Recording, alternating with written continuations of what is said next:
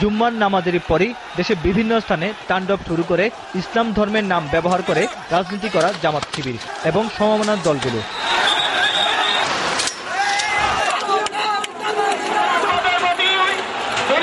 গাইবান্ধার পলাশবাড়িতে জামাত শিবিরের কর্মীদের সাথে পুলিশের ধাওয়া পাল্টা ধাওয়া ও সংঘর্ষ হয়। এতে নিহত হয় 2 জন এবং গুলিবিদ্ধ হয়েছে 6 জন।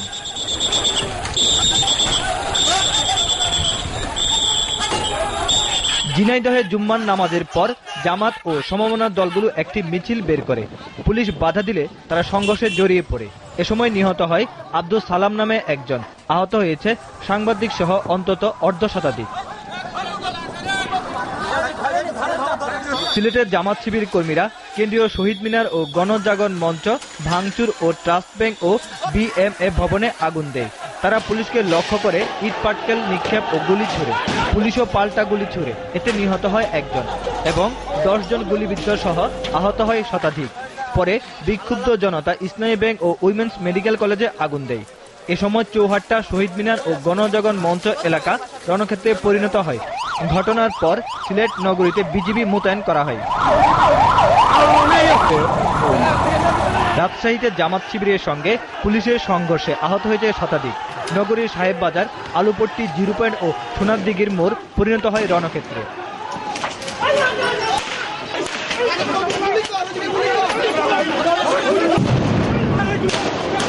চট্টগ্রাম নগরীর অন্দরকিলা মসজিদের সামনে জুম্মার নামাজ শেষে মুসল্লি বেশে পুলিশ ও সাংবাদিকদের উপর হামলা চালায় জামাত শিবির। এতে পুলিশ ও সাংবাদিক সহ আহত হয় অন্তত 20 জন।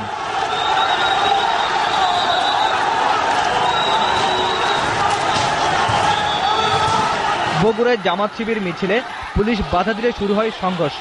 জামাত গণজাগরণ মঞ্চ ভাঙচুর করে। নারায়ণগঞ্জের চাষারায় গণজাগরণ মঞ্চ ভাঙচুর করেছে জামাত শিবির। তারা 1 ঘন্টা ঢাকা চট্টগ্রাম ও ঢাকা সিলেট মহাসড়ক অবরোধ করে রাখে। আশুলিয়া জামাত শিবির সংঘর্ষে আহত হয়েছে কমপক্ষে 30 জন।